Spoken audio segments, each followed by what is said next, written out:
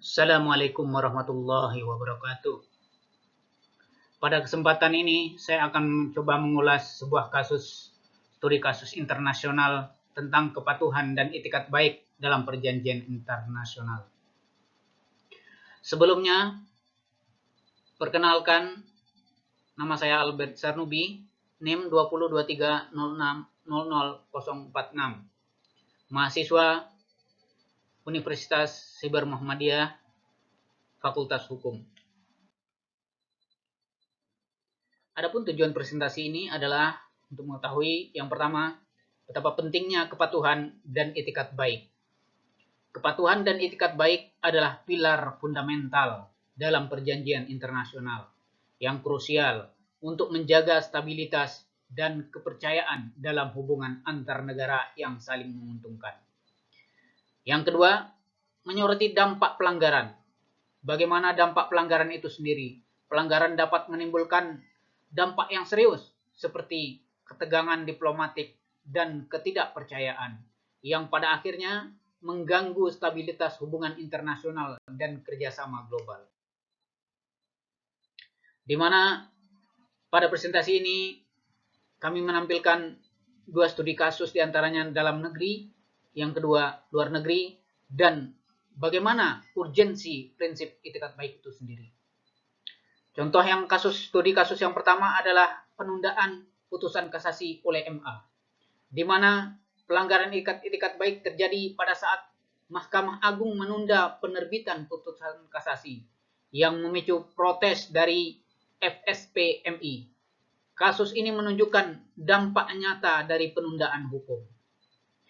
Contoh kasus yang kedua tentang pelanggaran internasional yang dilakukan oleh Australia. Australia dituduh melanggar prinsip itikat baik dalam negosiasi dan perjanjian maritim Laut Timur. Ini menyoroti bagaimana kepentingan nasional dapat mengesampingkan kewajiban internasional. Dan selanjutnya adalah urgensi prinsip itikat baik.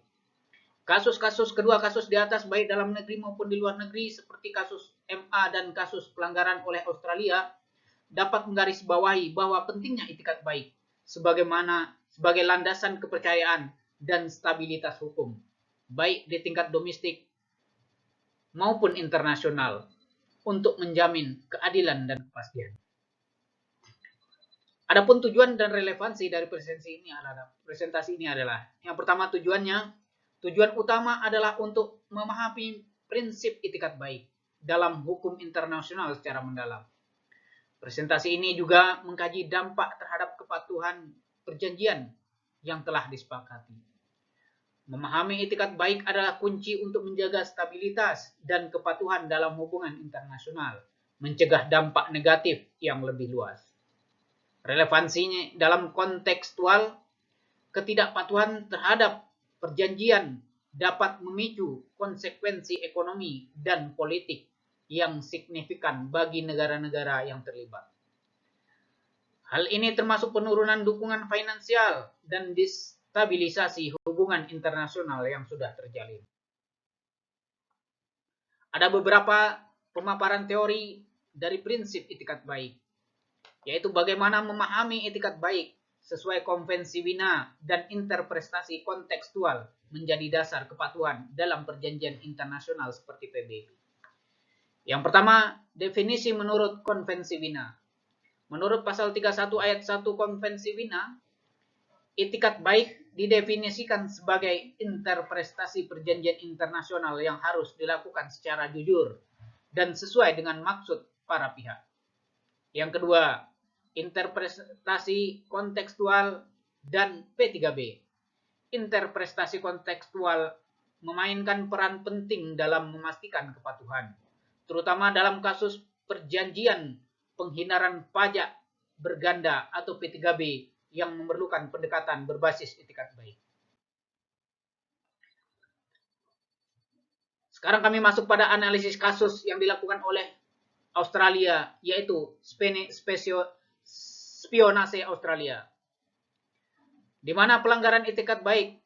Kasus CMATS 2004 menunjukkan pelanggaran itikat baik oleh Australia melalui aktivitas spionase terhadap pejabat Timor Leste.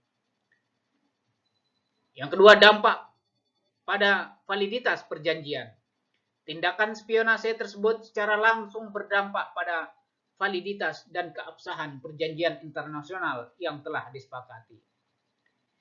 Dan berikutnya adalah kerusakan kepercayaan bilateral.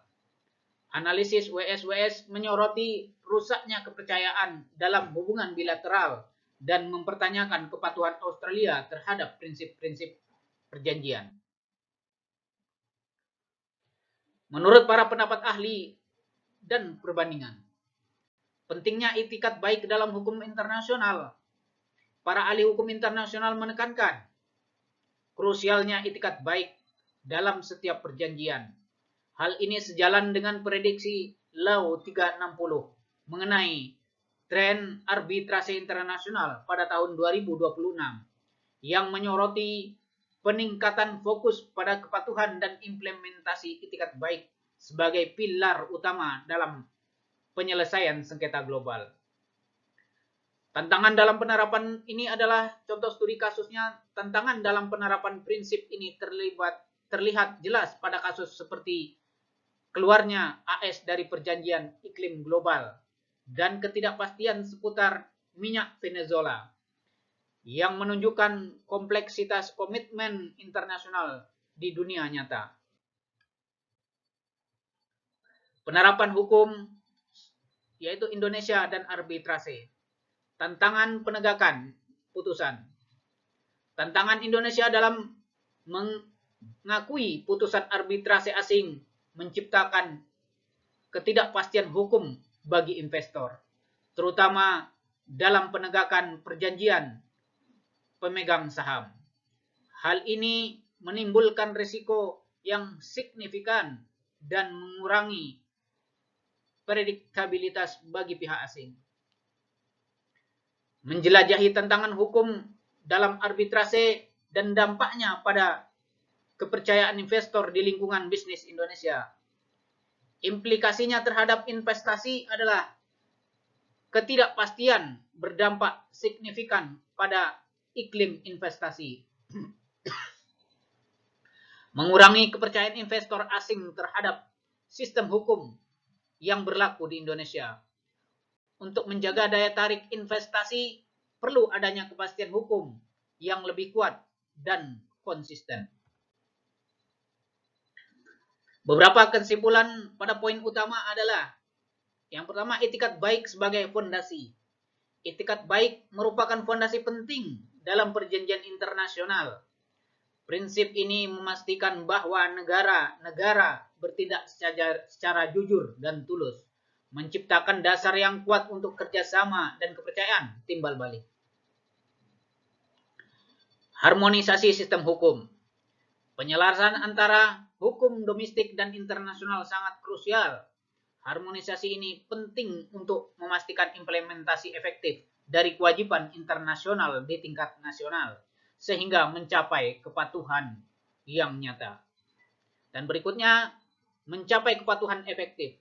Kombinasi itikat baik dan harmonisasi hukum mengarah pada kepatuhan yang efektif. Ini memperkuat tatanan hukum global dan mempromosikan hubungan antar negara yang stabil dan dapat diprediksi untuk kemajuan bersama. Beberapa rekomendasi untuk peningkatan. Yang pertama, pelatihan yudisial untuk interpretasi.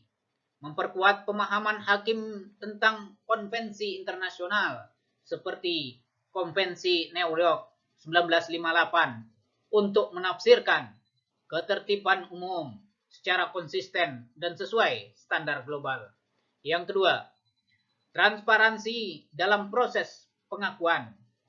Meningkatkan transparansi dalam proses pengakuan putusan arbitrase untuk memastikan itikat baik dalam pelaksanaan putusan asing dan memperkuat kepercayaan para investor.